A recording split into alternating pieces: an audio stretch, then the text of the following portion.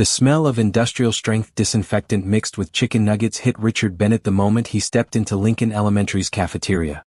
His $1,000 Italian shoes squeaked against the freshly mopped linoleum floor as he followed the eager school administrator through rows of small tables filled with chattering children.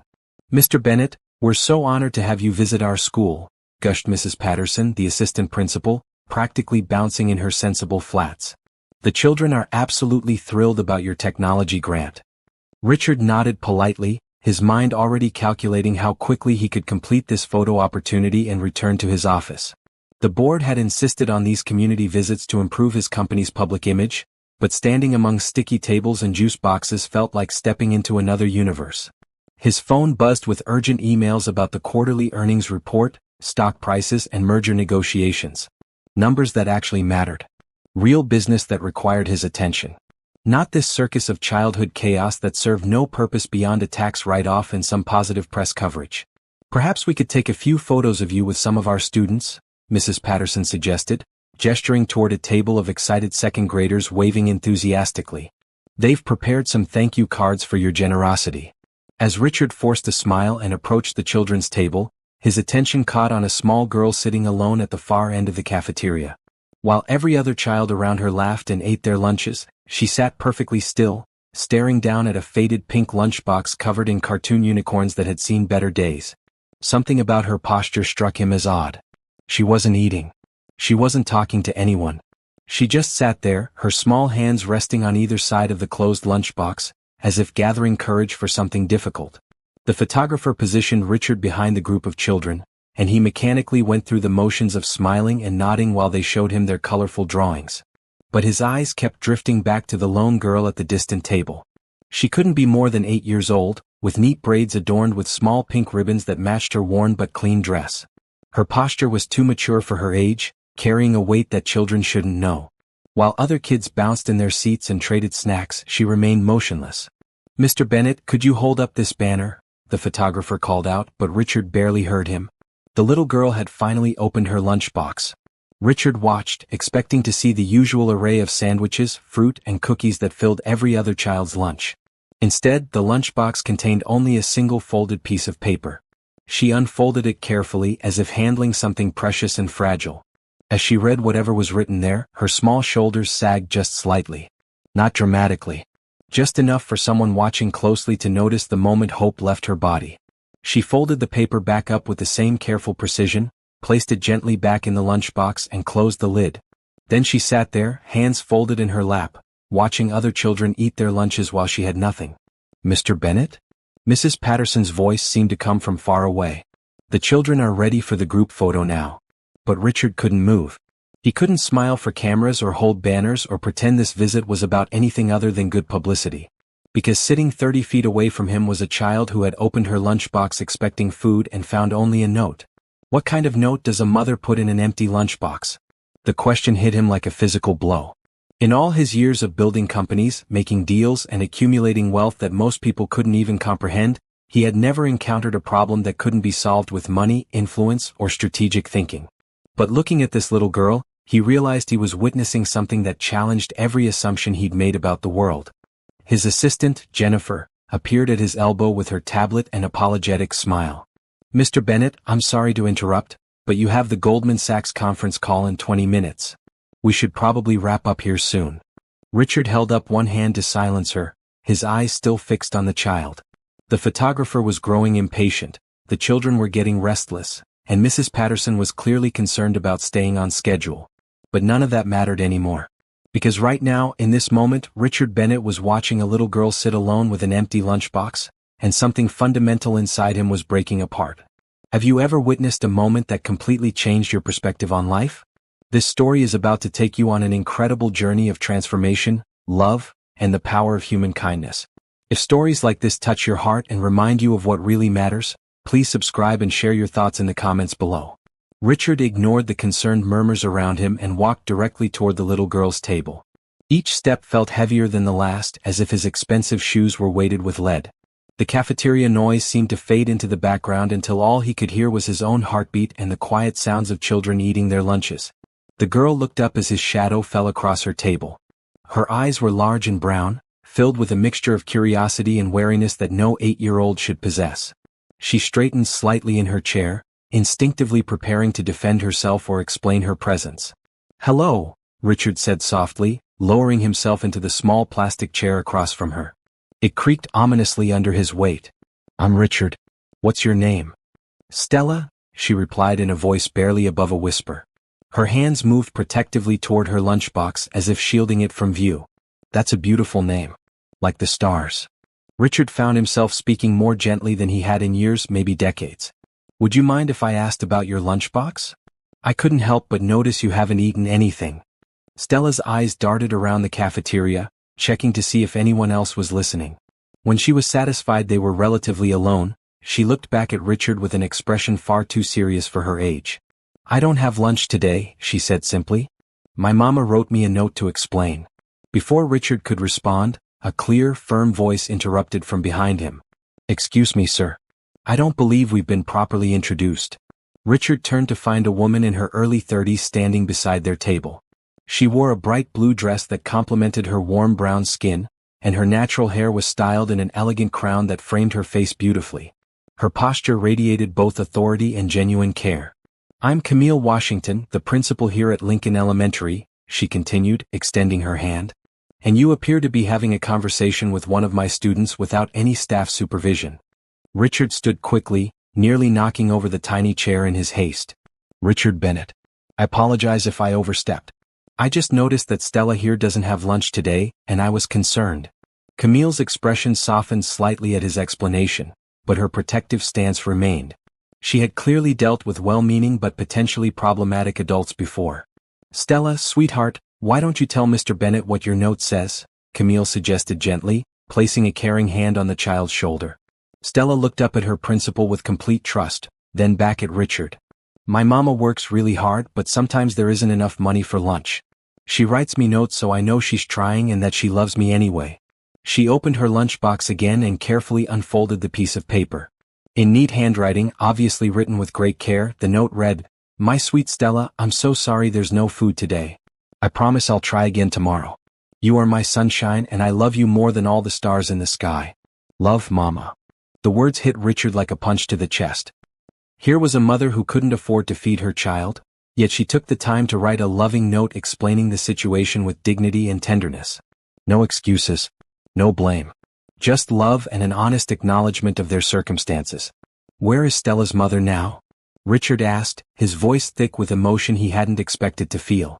"Monica works 3 jobs, Camille explained. She cleans offices early in the morning, works at a grocery store during the day, and stocks shelves at a warehouse at night. She's doing everything she can, but sometimes it's just not quite enough to cover everything." Richard reached into his jacket pocket and pulled out his wallet. "Please let me buy Stella lunch right now. And every day for the rest of the school year." Both Camille and Stella stared at him in surprise. Camille's first instinct was clearly to refuse the offer from this stranger in an expensive suit, but something in Richard's expression stopped her. "Why would you want to do that?" Camille asked carefully. "You don't even know us." "Because no child should sit in a cafeteria with an empty lunchbox," Richard replied without hesitation. "Because that note from her mother shows more love and dignity than I've encountered in most boardrooms. And because I have the resources to help, so I should help." Stella looked between the two adults, her eyes wide with hope she was trying not to show. "Would that really be okay?" "More than okay," Richard said firmly. "It would be an honor." Camille studied Richard's face intently, looking for any hint of ulterior motives or conditions attached to his offer. What she saw was genuine emotion and a man who seemed as surprised by his own reaction as she was. "Stella," Camille said softly, "would you like Mr. Bennett to help make sure you have lunch every day?" "Yes, please," Stella whispered, then added more loudly, "Thank you, Mr. Bennett. That's really, really kind of you." The simple gratitude in her voice nearly undid Richard completely. When was the last time someone had thanked him with such genuine appreciation? When was the last time he had done something that mattered to another human being? "Would you like me to call your mother and explain what's happening?" Camille offered. "I think she should know about Mr. Bennett's generous offer. Could you tell her that I said yes please and thank you?" Stella asked earnestly. "And that the nice man has kind eyes?" Camille smiled, the first genuine smile she had given Richard since their introduction. "I'll tell her exactly that." As they walked toward the cafeteria lunch line to get Stella something to eat, Richard felt something shifting inside his chest. For the first time in years, maybe decades, he was doing something that had nothing to do with profit margins, stock prices, or strategic advantages. He was simply helping a little girl eat lunch. And somehow, that felt more important than anything else he had accomplished in his entire career. 2 weeks later, Richard found himself walking through Lincoln Elementary's hallways with a familiarity that would have shocked his former self. He had initially planned to simply set up a payment system for Stella's lunches and move on with his life. Instead, he discovered that good intentions had a way of expanding beyond their original boundaries. "Mr. Bennett, you're here early today," Camille observed as she met him near the main office.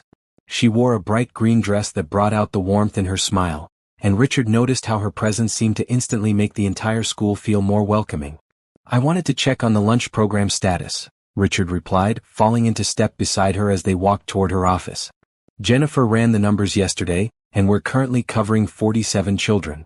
The number still amazed him. What had started as a simple gesture for one little girl had revealed a much larger problem. Once Camille realized Richard's offer was genuine and ongoing, she had quietly identified other children who struggled with food insecurity. Richard's response had been immediate: cover them all. 47 children who now eat lunch every day because you decided to pay attention, Camille said as she unlocked her office door. "Do you understand what that means to these families?" Richard settled into the chair across from her desk, a chair he had occupied frequently over the past 2 weeks. "I'm beginning to understand. Mrs. Rodriguez called my office yesterday to thank me personally. She cried on the phone for 10 minutes. Elena Rodriguez works 2 jobs and takes care of her elderly father," Camille explained, pouring 2 cups of coffee from the small machine in her office. "Her son Tommy was skipping lunch and telling everyone he wasn't hungry so other kids wouldn't know they couldn't afford it. An 8-year-old boy was going hungry to preserve his dignity," Richard said quietly, accepting the coffee cup. "How did I not know this was happening?" Camille sat back in her chair and studied Richard's face. Over the past 2 weeks, she had watched this billionaire businessman transform from a skeptical stranger into someone genuinely invested in her school community. The change seemed to surprise him as much as it did her. "Most people don't know because families like ours are good at hiding our struggles," she said honestly. "We work hard to maintain dignity and normalcy for our children. We don't advertise when we're barely making ends meet." "Tell me about the other programs the school needs," Richard said, pulling out his phone to take notes. "Not just food. Everything." Camille raised an eyebrow. "Richard, you've already done more than anyone could expect. You don't need to solve every problem at Lincoln Elementary." "Maybe not," Richard agreed, "but I want to understand what challenges you're facing. Consider it research." She laughed, a sound that Richard was beginning to treasure. "Research for what?" "For figuring out how to make a real difference instead of just writing checks for tax deductions." Camille's expression grew more serious. "You really mean that, don't you?" "I do. These past 2 weeks have taught me more about actual problem solving than the last 5 years of board meetings. So tell me, what else do these kids need?" Camille opened a file folder on her desk and spread out several documents. "After-school care is our biggest challenge. Most of our parents work multiple jobs or late hours. Kids end up home alone from 3:30 until 7 or 8 at night. How many children need after-school care? About 60, but we can only accommodate 25 with our current staffing and space limitations." Richard made notes on his phone. "What about tutoring? Academic support? Desperately needed. Many of our children are bright and capable, but they don't have quiet spaces to do homework or adults available to help them. They fall behind not because they can't learn, but because they don't have support systems at home." "And the teachers? What do they need to be more effective?" Camille looked surprised by the question. "You want to know about teacher needs too? I want to know about everything. If I'm going to get involved, I want to understand the whole picture." She pulled out another folder. "Classroom supplies are always an issue. We spend our own money on basic materials like pencils, paper, and books. The art and music programs have been cut completely due to budget constraints. What would it cost to restore the art and music programs?" "Richard." Camille started, but he held up his hand. "I'm not making any commitments yet. I'm just trying to understand the scope of what's needed." She calculated quickly. "Probably 50,000 for the year. That would cover a part-time art teacher, a part-time music teacher, and basic supplies for both programs." Richard nodded, making more notes. "What about technology? Computer access? We have a computer lab, but half the machines don't work and the software is years out of date. Most of our children don't have computers at home, so they're already behind in digital literacy. As Camille continued explaining the school's needs, Richard found himself not thinking about costs or budgets, but about faces. Stella's face when she opened her empty lunchbox. Tommy Rodriguez's face when he pretended he wasn't hungry. The faces of 60 children who went home to empty houses every afternoon. "I have a proposition," Richard said when Camille finished her overview. "I'm listening." "What if we created a comprehensive support program? Not just lunch, but after-school care, tutoring, art and music classes, computer labs, whatever these kids need to succeed." Camille stared at him. "Richard, do you understand what you're suggesting? That would be hundreds of thousands of dollars annually. It would also be the most important investment I've ever made." The sincerity in his voice made Camille's chest tighten with emotion. "What? Why are you willing to do this?" Richard was quiet for a long moment, thinking about how to explain something he didn't fully understand himself. 2 weeks ago, I was a man who measured success in stock prices and profit margins. Then I met a little girl with an empty lunchbox and a mother who writes love notes instead of making excuses. Something about that combination of dignity, love, and need changed something fundamental in how I see the world. He paused, looking directly into Camille's eyes. "And I've been working with an incredible principal who shows me every day what real leadership looks like. Someone who knows every child's name, every family's story, and somehow finds ways to give them hope even when resources are limited." Camille felt her cheeks warm at his words. "Richard, I want to be part of something that actually matters, Camille. Will you help me figure out how to do that?" Looking at his earnest expression, at this powerful man who was asking for her guidance instead of trying to impose his own ideas, Camille realized she was seeing something rare, someone genuinely committed to making a difference. "Yes," she said simply. "I'll help you." The smile that spread across Richard's face was worth more than any profit margin he had ever achieved. 3 months into their partnership, Richard barely recognized his own life. Instead of starting his mornings with stock reports and conference calls, he found himself in Lincoln Elementary's cafeteria at 7:30, helping serve breakfast to children who arrived early for the new morning program they had established. "Mr. Richard, look what I drew," called out Destiny, a second grader who had initially been too shy to speak to him. She held up a colorful picture of what appeared to be a very tall man in a suit standing next to a very short girl with braids. "That's us," she explained proudly. "You and me and my new crayons from the art class." Richard knelt down to examine the drawing more carefully. "This is absolutely beautiful, Destiny. May I take a picture of it to show my assistant Jennifer?" The little girl beamed and nodded enthusiastically. Richard carefully photographed the artwork, making sure to capture every detail of Destiny's proud expression along with her creation. "Mr. Bennett, you have a visitor," called Camille from the cafeteria entrance. Richard looked up to see a woman in a professional navy blue suit standing beside her, looking around the breakfast program with obvious interest. "That's Janet Morrison from the City Education Board," Camille explained as Richard approached. "She heard about our programs and wanted to see them in action." Richard extended his hand to Ms. Morrison. "Richard Bennett. I'm pleased to meet you." "Mr. Bennett, what you've accomplished here in just 3 months is remarkable," Ms. Morrison said, shaking his hand firmly. "The breakfast program, after-school care, tutoring services, and arts education restoration. Lincoln Elementary has become a model for comprehensive student support." "The credit belongs entirely to Principal Washington and her staff," Richard replied, glancing at Camille. "I just provided funding. They provided the expertise and dedication that made everything work." Camille felt a warm flutter in her chest at his words. Over the past months, Richard had consistently deflected praise and highlighted her leadership at every opportunity. It was a level of respect and recognition she had rarely experienced from powerful men. "I'd love to tour the facilities and see how we might replicate this model at other schools in the district," Ms. Morrison continued. "I'll be happy to show you around," Camille offered. "Richard, would you like to join us?" As they walked through the school, Richard watched Camille explain each program component with passionate expertise. She knew every detail, every success story, every challenge they had overcome. Her dedication was evident in every interaction with staff and students. In the computer lab, they found 12 children working on digital literacy projects under the guidance of Mrs. Chin, the new technology coordinator Richard had helped hire. "These computers are amazing," exclaimed Marcus, a 4th grader who had never touched a computer before the program began. "I'm making a presentation about my family's history." Marcus has discovered he has a real talent for research and presentation, Mrs. Chin explained. Several of our students have shown remarkable aptitude once they gained access to proper technology. In the art room, they watched children create colorful paintings while discussing their feelings and experiences with Ms. Rodriguez, the part-time art therapist they had added to the program. Art gives them a way to express things they might not be able to put into words, Ms. Rodriguez explained quietly. We've seen significant improvements in emotional regulation and self-confidence. The after-school tutoring program was bustling with activity. High school volunteers worked one-on-one with elementary students on homework and reading skills, while adult volunteers helped with more challenging subjects. Test scores have improved by an average of 15% since the program began, Camille told Ms. Morrison. But more importantly, we're seeing improvements in school attendance, classroom behavior, and general enthusiasm for learning.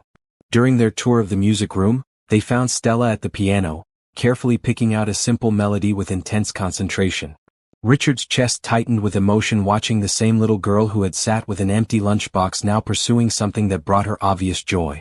Stella has natural musical ability, explained Mr. Jackson, the part-time music teacher. She's been coming in during lunch breaks to practice. I think with proper lessons she could really develop her talent. After Ms. Morrison left with promises to discuss district-wide expansion, Richard found himself alone with Camille in her office. The afternoon sun streamed through the windows, casting a warm glow that highlighted the contentment in her expression. You did something amazing today, Richard said, settling into his usual chair. Watching you explain the programs, seeing how much you care about every detail, it was inspiring. Camille smiled, tucking a strand of hair behind her ear. We did something amazing. This partnership has been incredible, Richard.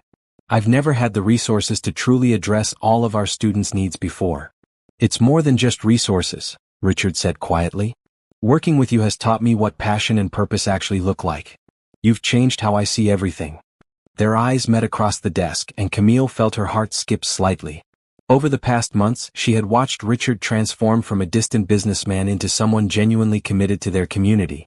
But more than that, she had begun to genuinely enjoy his company, their conversations, their shared meals in the teacher's lounge. Richard, she started, then hesitated. What is it? I want you to know how much this means. Not just the funding, but your time, your attention, your genuine care for these children. They talk about you constantly. You've become part of their world. Richard leaned forward slightly. They've become part of my world too. All of them. Including their remarkable principal. The air between them seemed to shimmer with unspoken possibilities. Camille felt herself drawn to Richard's sincerity, his newfound passion for making a difference, the way he looked at her with respect and something deeper she was afraid to name. Would you like to have dinner tonight? Richard asked suddenly. Not to discuss school business. Just dinner. Together. Camille's smile lit up her entire face. I would like that very much. As they sat together in her office, surrounded by evidence of the good they had accomplished together, both of them realized they were on the verge of something wonderful and life-changing. Something that went far beyond empty lunchboxes and full programs. Something that looked remarkably like love. 2 weeks after their first official dinner date, Richard found himself attending his third community barbecue in the Lincoln Elementary playground. The evening was warm and filled with the sounds of children playing, parents laughing, and the sizzle of hamburgers on borrowed grills. He wore a simple red polo shirt and khaki pants instead of his usual business attire, and somehow felt more comfortable than he had in years.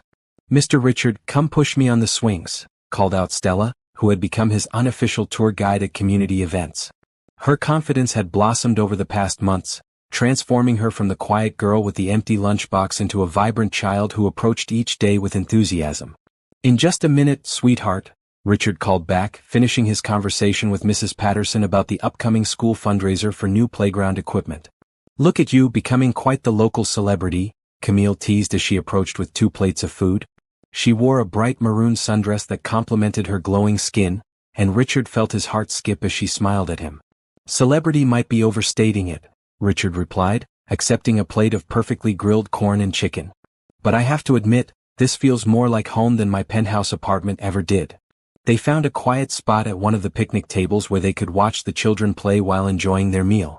Richard noticed how naturally Camille interacted with every family present, remembering details about grandparents' health, celebrating job promotions, and offering gentle support for various challenges. Mrs. Washington, I wanted to thank you again, said Monica Thompson, approaching their table with Stella in tow. The job you helped me get through your employment program has made such a difference for our family. Richard looked at Camille with surprise. Employment program? It's something we started last month, Camille explained, looking slightly embarrassed by the attention. We partner with local businesses to help parents find better-paying jobs with more stable hours. Mama got promoted to supervisor, Stella announced proudly. And she doesn't have to work at night anymore, so she can help me with homework. Monica's eyes filled with tears of gratitude as she looked between Richard and Camille. 6 months ago, I was working 3 jobs and still couldn't afford to feed my daughter lunch. Now she's taking piano lessons, I have a career with benefits, and we're saving money for the first time in years.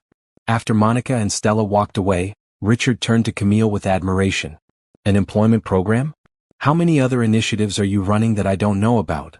A few, Camille admitted. The lunch and after-school programs freed up resources that allowed us to address other family needs. We have a financial literacy workshop, a community garden, and we're starting a small business development program next month. All of this grew out of one little girl's empty lunchbox, Richard mused, watching Stella play tag with a group of friends. All of this grew out of one person deciding to pay attention instead of looking away, Camille corrected gently. They were interrupted by the arrival of David Kim, a local reporter who had been documenting the changes at Lincoln Elementary over the past months. Mr. Bennett, Ms. Washington, I hope I'm not interrupting, David said politely. I wanted to let you know that our story about the Lincoln Elementary programs will be running in Sunday's paper. The response from other schools has been incredible.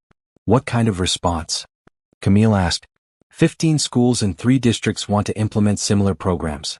The mayor's office has called twice asking for meetings. There's talk about making this a citywide model for comprehensive student support. Richard felt a familiar flutter of anxiety. Media attention meant scrutiny, questions about his motives, and potential complications for the simple, direct work they were doing. I hope the focus stays on the programs and the children they serve, Richard said carefully. This isn't about publicity or recognition. Actually, that's exactly why the story is resonating, David explained. People are inspired by the authenticity of what you've accomplished. No fanfare, no press releases, just real solutions making a real difference. After David left, Camille noticed Richard's thoughtful expression. You're worried about the attention, aren't you? I'm worried about it changing things, Richard admitted. Right now this feels pure. Real. I don't want it to become about politics or publicity or anything other than helping kids succeed. Camille reached across the table and touched his hand gently. Richard, look around you. Look at Stella playing with her friends. Look at Monica talking with other parents about career opportunities. Look at children who are thriving because you decided their well-being mattered more than your comfort zone. She paused, studying his face with the same attention she gave to understanding her students' needs. You can't keep this kind of positive change contained. It's going to grow and spread because that's what good things do when they're rooted in genuine love and care. And if it gets complicated? If there are politics and bureaucracy and people with agendas? Then we'll handle it together, Camille said simply. Just like we've handled everything else. The word, together, settled into Richard's chest like a promise. Over the past months, working alongside Camille had become the most natural thing in his life. Her wisdom, compassion, and practical problem-solving skills complemented his resources and business experience in ways that created something neither could accomplish alone. Together, he repeated, turning his hand palm up to properly hold hers. As the sun began to set over the playground, casting a golden glow over children playing and families sharing meals, Richard realized he was witnessing something he had never experienced before. Genuine community. People caring for each other not because they had to, but because they chose to. And at the center of it all was the woman whose hand he was holding, whose vision and dedication had transformed his understanding of what success actually meant. What would you do if you discovered that your entire definition of success was wrong? This incredible journey of transformation continues to unfold in ways that will surprise and inspire you. If you believe in the power of community and authentic connections, please subscribe and let us know in the comments what community means to you. As Stella ran up to their table, breathless from playing and beaming with happiness, Richard knew he was exactly where he belonged. The annual Lincoln Elementary Spring Festival filled the school gymnasium with music, laughter, and the proud energy of families celebrating together. Colorful banners created by the art program hung from the ceiling, while the restored music program provided live entertainment on a small stage decorated with flowers from the community garden. Richard stood near the refreshment table, watching Camille move gracefully through the crowd in a stunning bright blue dress that made her look like she was glowing. Over the past 6 months, he had fallen completely and irrevocably in love with this remarkable woman, and tonight he planned to tell her. "Mr. Richard, are you going to ask Miss Washington to dance?" asked Stella, appearing beside him with a knowing smile that seemed far too sophisticated for a 9-year-old. "How did you know I was thinking about dancing?" Richard asked, genuinely surprised by her perceptiveness. "Because you get the same look on your face when you watch her that my mama gets when she looks at pictures of my daddy," Stella explained matter-of-factly. "Like she makes you happy just by being there." The simple honesty of childhood observations never ceased to amaze Richard. "You're very wise, Miss Stella." "I know," she replied with the confidence of a child who had grown secure in her place in the world. "So are you going to ask her to dance or just stand here looking happy?" Before Richard could respond, the music changed to a slower song, and couples began moving onto the makeshift dance floor in the center of the gymnasium. Richard took a deep breath, straightened his jacket, and walked toward Camille with determination. "Principal Washington," he said formally, offering his hand with a slight bow that made her laugh. "Would you honor me with a dance?" "I would be delighted, Mr. Bennett," she replied, accepting his hand with the same playful formality. As they moved onto the dance floor, Richard felt the familiar electricity that always accompanied Camille's touch. She fit perfectly in his arms, and they moved together with an ease that suggested they had been dancing together for years rather than minutes. "You look beautiful tonight," Richard said softly, close enough to her ear that only she could hear. "Thank you," Camille replied, feeling the warmth of his breath against her skin. "You clean up pretty well yourself." They swayed together in comfortable silence for several moments, surrounded by the happy chaos of their community celebration but existing in their own private bubble of contentment. "Camille," Richard said suddenly, his voice more serious. "I need to tell you something important." She looked up at his face, noting the intensity in his expression. "What is it?" "I love you." The simple declaration hit Camille like a physical force. She stopped dancing and stared up at Richard, her heart hammering against her ribs. "Richard, I know this might seem sudden, but it's not. I've been falling in love with you since the day you challenged me in your office, since the first time I watched you put a child's needs before your own comfort, since every conversation we've shared about dreams and possibilities and making the world better." His hands tightened slightly on her waist, as if anchoring himself for whatever response might come. "I love your intelligence, your compassion, your fierce dedication to these children. I love how you make me want to be a better man. I love how you've shown me what it means to live for something bigger than myself." Camille felt tears gathering in her eyes. "Richard, You don't have to say anything right now," he continued quickly. "I just needed you to know. Working with you, building these programs together, becoming part of this community, it's been the most meaningful time of my life. And it's meaningful because I get to share it with you." Around them, other couples continued dancing, children ran between the tables, and families enjoyed the evening's festivities. But for Camille, the entire world had narrowed down to Richard's earnest face and the overwhelming realization that her feelings for him ran much deeper than professional partnership or friendship. "Do you want to know what I love about you?" she asked softly, reaching up to touch his cheek. Relief flooded Richard's expression at the word, love. "I love that you saw Stella's empty lunchbox and couldn't look away. I love that you didn't just write a check and disappear, but stayed to understand and learn and become part of our lives. I love that you treat every child in this school like they matter, like their dreams and struggles and potential are important." She paused, struggling to find words for feelings that seemed too big for language. "I love that you've never once tried to take over or impose your ideas, but always asked what we needed and how you could help. I love that you've grown into someone who measures success by children's smiles instead of profit margins." Her voice broke slightly with emotion. "And I love that when you look at me, I see myself through your eyes and I like who I am there." "Camille," Richard whispered, overwhelmed by the honesty and beauty of her words. "I love you too, Richard. I love you so much it scares me sometimes." The kiss that followed was gentle, tender, and witnessed by approximately 200 members of their community. The applause and cheers that erupted around them made both Richard and Camille laugh through their tears. "Well," Camille said, wiping her eyes and trying to restore some semblance of professional composure, "I suppose that answers any questions about our relationship status. Are you okay with everyone knowing?" Richard asked, suddenly concerned about her privacy and professional reputation. "Richard," she said, taking his hands in both of hers, "look around you. This community exists because you decided to care about a little girl's empty lunchbox. These families are thriving because we chose to work together instead of accepting that problems were too big to solve. She gestured toward the celebration surrounding them, children playing games funded by his foundation, parents sharing meals made possible by the community garden, teenagers volunteering as tutors through the mentorship program they had developed together. This is what love looks like when it's lived out loud. This is what happens when people choose connection over comfort, community over convenience, generosity over greed. Richard looked around the gymnasium with new eyes, seeing not just a school event but a living testament to what was possible when people committed to caring for each other. So yes, Camille continued, I'm more than okay with everyone knowing that I love the man who helped make all of this possible.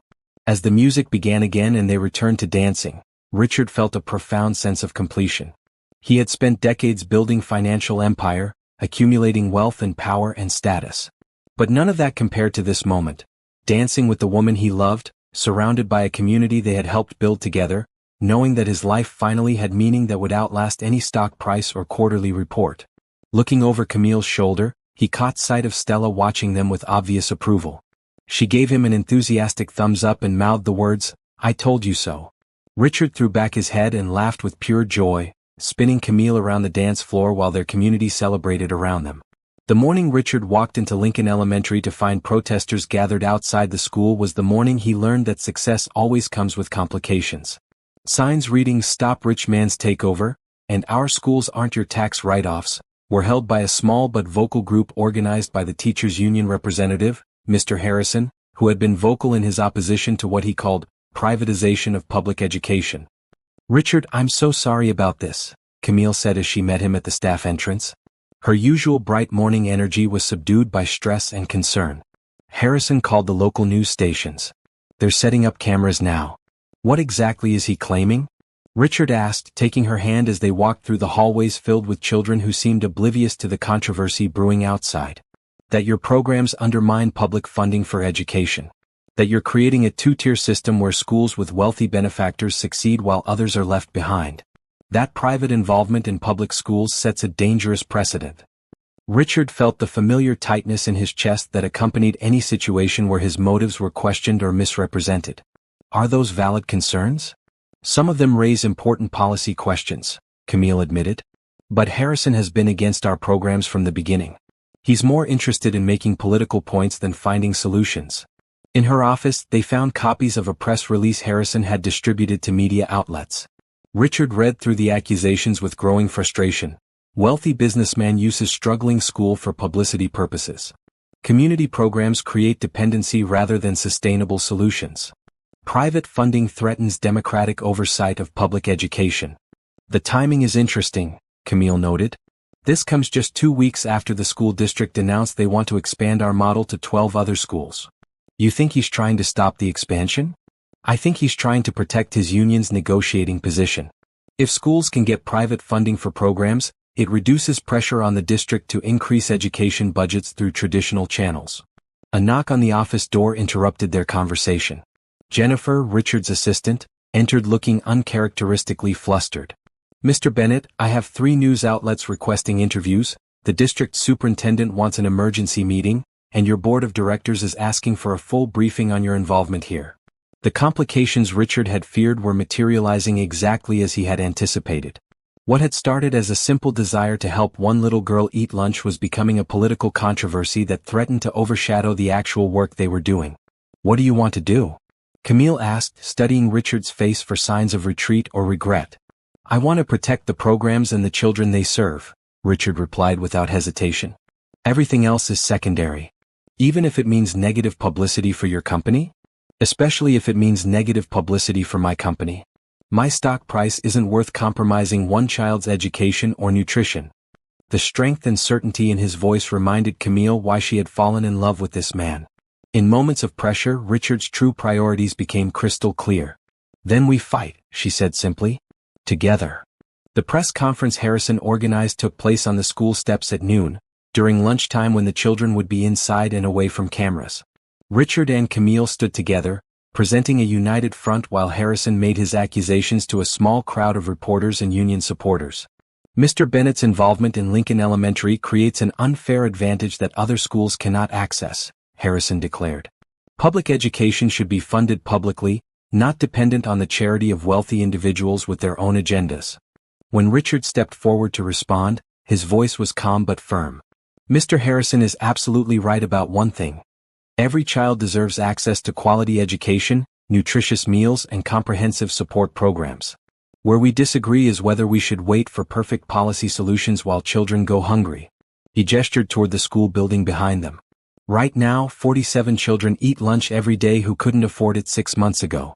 60 children receive after-school care and tutoring that helps them succeed academically. These programs exist because Principal Washington and her staff identified needs and created solutions. But what happens when you decide to move on to other projects? Asked Channel 7's education reporter. Do these programs disappear? That's exactly why we're working with the school district to institutionalize and expand these programs, Camille interjected. The goal was never to create dependency on private funding, but to demonstrate effective models that could be sustained through public-private partnerships. And the children? Asked another reporter. How do they feel about this controversy? Richard and Camille exchanged glances. They had deliberately kept the children away from media attention, but the question deserved an honest answer. The children know that adults who care about them have worked together to make sure they have what they need to learn and grow, Camille replied. They know their school is a place where they're valued and supported. That's what matters to them, and that's what should matter to all of us. After the press conference, Richard and Camille retreated to her office to assess the situation and plan their next steps. How are you feeling about all this? Camille asked, settling into her chair with obvious fatigue. Angry, Richard admitted. Not at Harrison or the criticism, but at the fact that we're spending time and energy defending programs that help children instead of using that time and energy to help more children. Welcome to education politics, Camille said with a rueful smile. Every good thing we try to do gets complicated by people who have different definitions of what good means. Do you think we should pull back? Avoid the controversy and focus on maintaining what we have. Camille looked at him with surprise. Richard Bennett, do you remember what you told me the day we met? That no child should sit in a cafeteria with an empty lunchbox. I remember. How many children are still sitting in cafeterias with empty lunchboxes in schools that don't have our programs? The question hit him like a physical blow. Hundreds. Maybe thousands. Then we don't pull back. We move forward. We fight for the expansion, we prove that these programs work, and we ignore people who are more invested in being right than in helping children succeed. Richard looked at this remarkable woman who refused to be intimidated by controversy or discouraged by criticism, who saw challenges as problems to solve rather than reasons to retreat. Have I mentioned lately that I love you? He asked. Show me by staying committed to this fight, she replied. Show me by refusing to let politics and procedures matter more than children's well-being. Deal, Richard said, reaching for her hand. But I have one condition. What's that? We face whatever comes next together. No matter how complicated it gets, we make decisions together and support each other through whatever consequences follow. Camille squeezed his hand tightly. Together. Always. Outside her office window, they could see children playing during afternoon recess, their laughter and energy completely unaffected by adult controversies and political complications. Those children were the reason for everything they were fighting for. And they were worth whatever challenges lay ahead. The Lincoln Elementary Annual Talent Show had become one of Richard's favorite events since becoming part of the school community. The gymnasium was packed with proud families, decorated with artwork from the restored art program, and filled with nervous energy as children prepared to showcase their talents for an audience of people who loved them unconditionally. Richard sat in the front row beside Monica Thompson, both of them waiting anxiously for Stella's performance. Over the past 8 months, Stella had blossomed from a quiet girl with an empty lunchbox into a confident child who had discovered a genuine passion for music through the program they had established. I can't believe how much she's changed, Monica whispered to Richard as they watched the third-grade class perform a group dance routine. A year ago she was too shy to speak up in class. Tonight she's performing a solo piece she composed herself. She was always remarkable, Richard replied, his eyes scanning the audience until he found Camille near the side of the stage, coordinating with student performers. She just needed the opportunity to discover what was possible. Monica followed his gaze and smiled knowingly. Speaking of remarkable people discovering what's possible. Richard felt his cheeks warm slightly. His relationship with Camille had become one of the most talked about aspects of their community programs, with everyone from students to parents offering opinions and advice about their obvious happiness together. Actually, Richard said quietly, patting his jacket pocket to make sure the small velvet box was still secure. "I'm hoping tonight will be memorable for several reasons." Monica's eyes widened with excitement. "Richard Bennett, are you planning what I think you're planning?"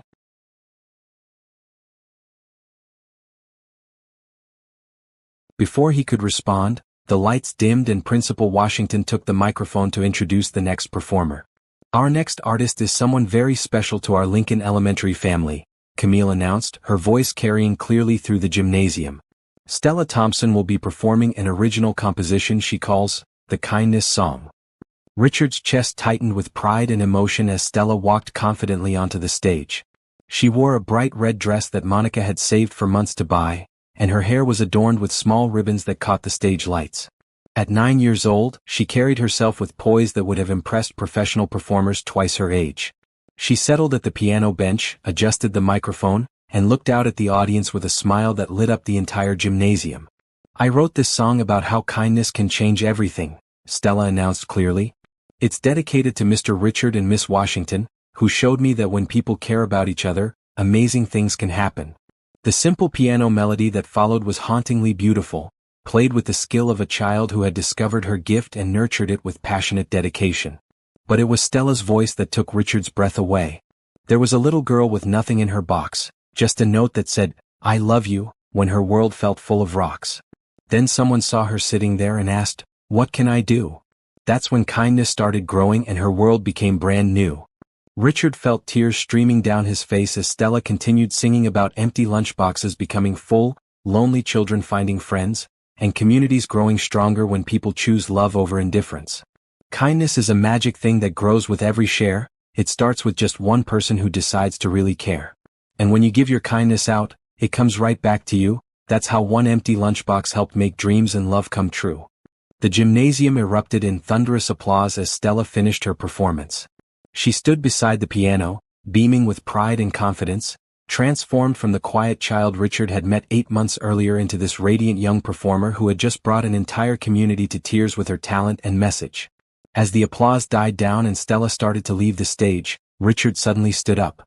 "Wait," he called out, his voice carrying through the microphone system. "Stella, could you stay on stage for just one more minute?" Confused but game for anything, Stella returned to the microphone while Richard walked toward the stage. The audience watched with curiosity as he climbed the steps and approached the young girl who had started it all. "Stella, your song was beautiful and perfect, and it reminded me of something very important," Richard said, taking the microphone. "It reminded me that kindness really does grow when we share it, and that amazing things happen when people decide to care about each other." He looked out at the audience filled with families whose lives had been touched by the programs they had built together, then turned to find Camille standing in the wings with a confused but encouraging expression. 8 months ago, I came to this school for a photo opportunity that I thought would last 30 minutes, Richard continued. Instead, I met a little girl with an empty lunchbox and she changed my life completely. But more importantly, I met the most remarkable woman I've ever known. Understanding dawned in Camille's eyes as Richard gestured for her to join him on stage. She shook her head slightly, but the encouraging applause from the audience left her no choice but to walk out under the bright lights. "Principal Washington," Richard said as she approached, his voice slightly shaky with nerves, "you've taught me what real leadership looks like. You've shown me that success means making a difference in people's lives, not accumulating wealth or power. You've helped me become a better man than I ever imagined I could be." He reached into his jacket pocket and pulled out the velvet box, dropping to one knee right there on the Lincoln Elementary talent show stage while Stella watched with obvious delight and the entire community held its breath. "Camille Washington, you are the love of my life, my partner in everything that matters and the person I want to spend the rest of my life serving this community with," Richard said, opening the box to reveal a stunning but elegant engagement ring. "Will you marry me?" The gymnasium fell completely silent for one perfect moment before Camille's joyful yes was nearly drowned out by the explosive cheers and applause from everyone present. As Richard slipped the ring onto Camille's finger and stood to kiss his fiancée, Stella grabbed the microphone one more time. "I told you they were going to get married," she announced to the audience with the supreme satisfaction of a child whose predictions had come true. Anybody could see they were perfect for each other. The laughter and celebration that followed lasted well into the evening, with families congratulating the couple, children asking to see the ring, and everyone agreeing that this was the most memorable talent show in Lincoln Elementary history. Later that night, as Richard and Camille sat alone in her office surrounded by congratulation flowers and leftover celebration cake, they held hands and marveled at the journey that had brought them to this moment. "A year ago, did you ever imagine your life would look like this?" Camille asked, admiring her engagement ring in the soft office lighting. "A year ago, I couldn't have imagined any of this," Richard replied honestly. "The programs, the community, falling in love with an incredible woman who challenges me to be better every single day. And all because you paid attention to one little girl's empty lunchbox." "No," Richard corrected gently, "all because you created a school where that little girl knew she was valued and cared for, even when she didn't have lunch. I just provided resources. You provided the vision, the expertise, and the heart that made everything possible." Camille leaned over to kiss her fiancé, overwhelmed by gratitude for the unexpected path that had led them both to this perfect moment. Tomorrow would bring new challenges, more programs to develop, more children to serve, and wedding plans to make. But tonight, they simply sat together in the quiet school that had become their shared ministry, surrounded by evidence of what was possible when people chose love over indifference and action over apathy. Outside in the hallway, a small memorial display honored the journey they had taken together. Photos of the first lunch program, artwork from the restored art classes, and in the center, a frame containing Stella's original note from her mother and a picture of Stella performing at tonight's talent show. From empty lunchbox to full community. From loneliness to love. From success measured in dollars to success measured in transformed lives. It had been quite a year. The morning of Richard and Camille's wedding dawned bright and clear, with the kind of perfect spring weather that seemed designed for new beginnings. Instead of a traditional church ceremony, they had chosen to hold their celebration in the Lincoln Elementary Gymnasium, decorated for the occasion with flowers from the community garden and artwork created by students in the restored art program. "I still can't believe you're getting married at school," Jennifer said as she helped Richard adjust his burgundy tie in the principal's office, which had been converted into a makeshift groom's preparation room. "When I started working for you 5 years ago, I never would have predicted this." 5 years ago, I never would have predicted any of this," Richard admitted, looking at himself in the mirror and seeing a man he barely recognized. Gone was the cold, calculating businessman who had measured success solely in profit margins. In his place stood someone who had learned that the most important investments couldn't be tracked on spreadsheets. "Mr. Richard, you look very handsome," announced Stella as she burst through the door wearing a bright blue flower girl dress that matched her enormous smile. "Miss Washington looks beautiful too. She's in the art room getting ready with my mama and all the other ladies." "Thank you, Miss Stella. Are you ready for your big job today?" "I've been practicing walking slowly and not dropping the flowers for 2 weeks," she replied with the seriousness of someone who understood the weight of her responsibilities. "And I have my song ready too." Over the past months, Stella had become the unofficial mascot of Richard and Camille's love story, appointed by community consensus to perform at their wedding ceremony. Her musical talents had continued to develop under the guidance of Mr. Jackson, and she had composed a special piece for the occasion. "Places everyone," called out Mrs. Patterson, who had enthusiastically agreed to serve as wedding coordinator. "We're ready to begin." Richard walked into the gymnasium to find nearly 300 people seated in rows of folding chairs, representing the extended Lincoln Elementary family that had grown far beyond the original school community. Parents, teachers, students, local business owners who had joined their programs, and even some of the high school tutors who had started as elementary students themselves. At the front of the gymnasium, an arch of flowers and ribbons had been created by the art students, with Stella's piano positioned nearby for her performance. Richard took his place beside Reverend Martinez from the local community center, who had agreed to officiate the ceremony. The music began, and Richard watched as the wedding party made their way down the improvised aisle. Jennifer served as Camille's maid of honor, wearing a dress in the same shade of blue as Stella's. Monica Thompson walked as Richard's honorary best woman, a role she had accepted with tears of gratitude when he asked her to stand with him. Then Stella appeared at the back of the gymnasium, carrying a basket of flower petals and walking with careful, measured steps while beaming at the crowd of people who had watched her grow from a shy child with an empty lunchbox into this confident young performer. Finally, the music changed and Richard's breath caught in his throat as Camille appeared at the back of the gymnasium. She wore a simple but elegant ivory dress that complemented her natural beauty, and her smile was so radiant that Richard felt his heart skip several beats.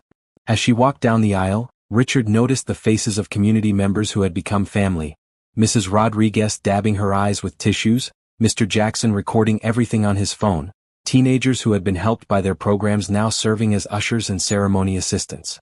When Camille reached the front of the gymnasium and took Richard's hands, Reverend Martinez smiled at the assembled community.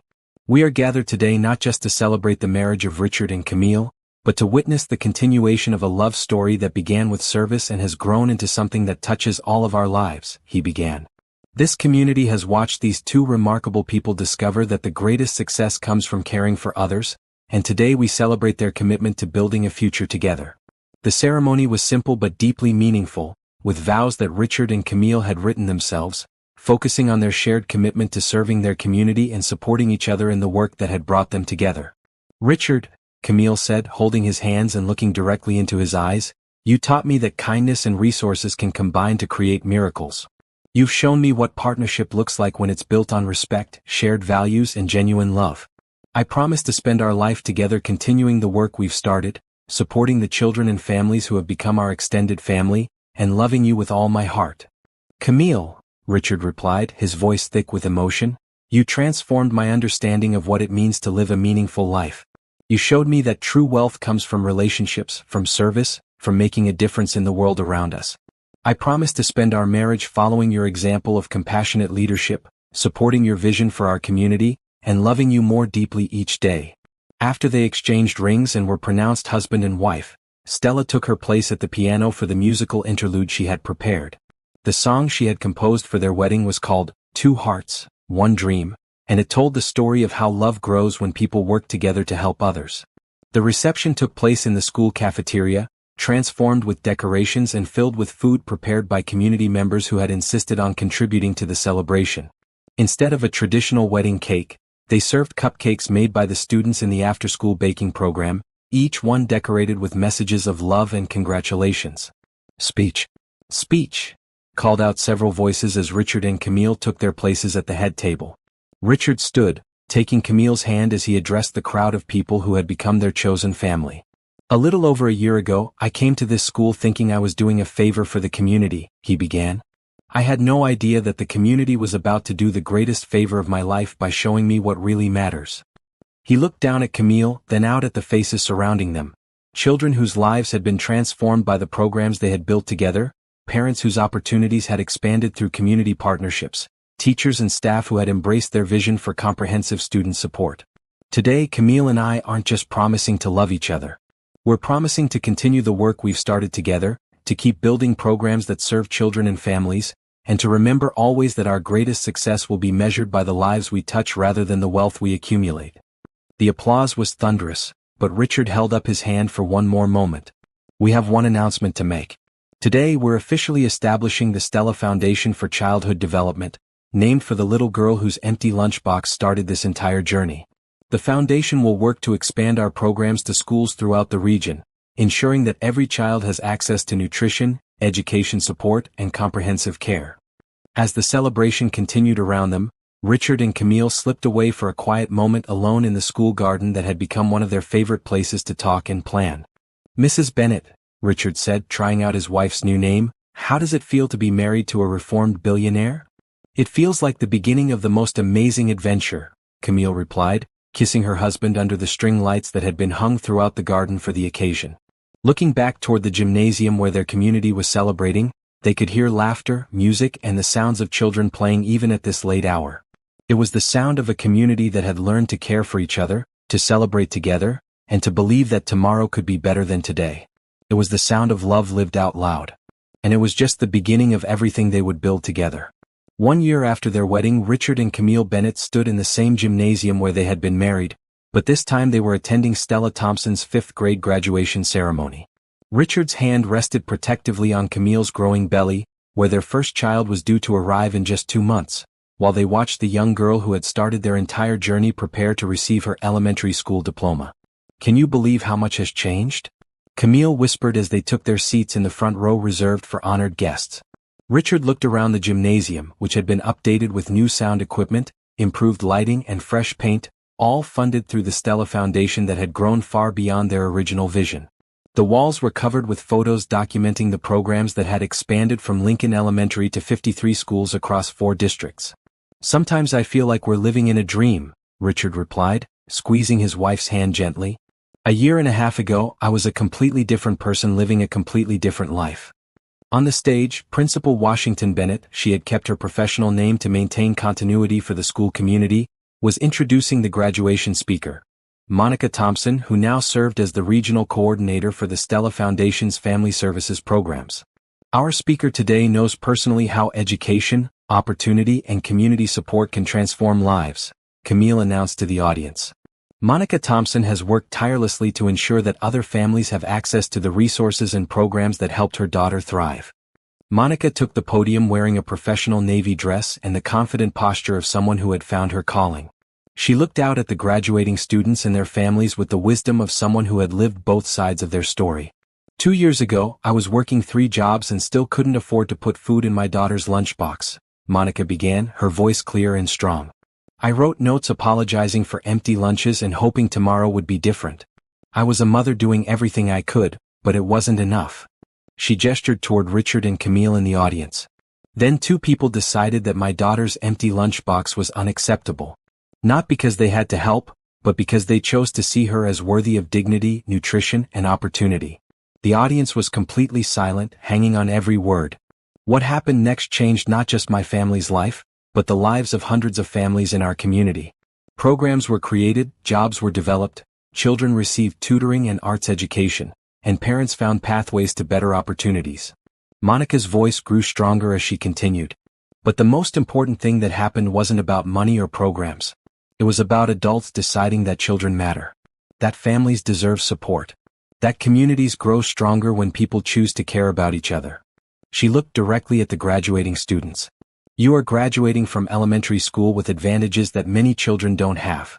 You've had access to music and art programs, tutoring and mentorship, nutritious meals and after-school care. You've seen what's possible when adults work together to create opportunities for children to succeed. Now you have a choice. You can take these advantages and use them only for yourselves, or you can remember that success means lifting others up as you climb. You can be the kind of people who see empty lunchboxes and choose to fill them, who see problems and choose to solve them, who see people in need and choose to help. The graduation ceremony continued with individual student recognitions, but when Stella's name was called, she walked across the stage with particular pride. Over the past 2 years, she had become an accomplished pianist, a confident public speaker, and a natural leader among her peers. The scholarship she had earned to attend the prestigious middle school arts program was just the beginning of possibilities that stretched as far as her dreams could take her. After receiving her diploma, Stella approached the microphone for the student response speech she had been selected to deliver. 2 years ago, I was embarrassed about my empty lunchbox, she began, her voice carrying clearly through the gymnasium's improved sound system. I thought it meant my family was failing, that I wasn't worth caring about, that I should hide my problems and pretend everything was okay. She looked out at her graduating classmates, many of whom had benefited from the various programs that had grown from that first moment of compassion. Then I learned something important. I learned that problems aren't something to be ashamed of. Problems are opportunities for communities to come together and show what they're really made of. My empty lunchbox wasn't a failure, it was a chance for people to show kindness. Stella's confidence and wisdom drew murmurs of appreciation from the adult audience. We're graduating from Lincoln Elementary with more than just good grades and certificates. We're graduating with proof that people care about us, that adults will work hard to give us what we need to succeed, and that communities can create amazing things when they decide to put children first. She paused, looking directly at Richard and Camille. Mr. Richard and Principal Bennett, thank you for teaching us that kindness is the most powerful force in the world. Thank you for showing us that when people choose love over indifference, empty things get filled, broken things get fixed, and impossible things become possible. The applause that followed was sustained and heartfelt, but Stella held up her hand for one final thought. To my classmates, we're the luckiest kids in the world because we've been loved well. Now it's our turn to love others well. Let's graduate from this school and spend the rest of our lives making sure no child ever has to sit alone with an empty lunchbox. After the ceremony, Richard and Camille found themselves surrounded by families wanting to express gratitude for the programs that had touched their lives. Parents shared stories of job training that led to career advancement. Children talked about discovering talents in art and music classes. Teenagers described how tutoring programs had helped them excel academically. Mrs. Bennett, I wanted you to know that the financial literacy workshop helped my family buy our first house, said Mrs. Garcia, holding hands with her husband and 3 children. We never thought home ownership was possible until we learned about budgeting and credit management through your family services program. The after-school mentoring saved my son's life, added Mr. Johnson, whose teenage son had been struggling academically before connecting with one of the high school tutors. He went from failing grades to honor roll because someone believed in him and gave him the support he needed. Story after story reinforced what Richard and Camille had learned over the past 2 years. Sustainable change happened when communities invested in comprehensive support for children and families, not just quick fixes or temporary assistance. As the evening wound down and families headed home, Richard, Camille, Stella, and Monica found themselves alone in the gymnasium, surrounded by the decorations and memories of the graduation celebration. "I have something for you," Stella announced, pulling a small wrapped package from her graduation dress pocket. "It's a gift for both of you but especially for your baby." Inside the package was a small photo frame containing the original note Monica had written in Stella's empty lunchbox 2 years earlier, alongside a picture of Stella performing at Richard and Camille's wedding. "I wanted you to remember where it all started," Stella explained seriously. "And I wanted your baby to know the story of how empty lunchboxes can lead to full hearts and changed lives." Richard felt tears streaming down his face as he looked at the simple note that had changed everything. "My sweet Stella, I'm so sorry there's no food today. I promise I'll try again tomorrow. You are my sunshine and I love you more than all the stars in the sky. Love, Mama." "This is perfect," Camille said, her voice thick with emotion. "We'll put it in the baby's room so they grow up knowing that love and kindness can transform the world." As they walked out of Lincoln Elementary together, Richard reflected on the journey that had brought them to this moment. A billionaire who had measured success in stock prices had become a man whose greatest wealth was counted in transformed lives. A principal who had struggled to serve her students with limited resources had become the leader of a foundation touching thousands of children across multiple districts. And a little girl with an empty lunchbox had become a confident young woman ready to change the world with the same kindness that had first changed her life. Looking up at the clear night sky filled with stars, Richard remembered Stella's song from the talent show. "Kindness is a magic thing that grows with every share. It starts with just one person who decides to really care." Tomorrow would bring new challenges, more children to serve, more communities to support, and the arrival of their own child who would grow up understanding that true success meant lifting others up. But tonight, walking hand in hand with his wife toward their car while Stella skipped ahead singing softly to herself, Richard Bennett was simply grateful for the empty lunchbox that had led him home to the life he was meant to live. A life measured not in billions but in kindness. A life built not on profit but on love. A life that proved, beyond any doubt, that the smallest acts of compassion could create the most extraordinary transformations. The end.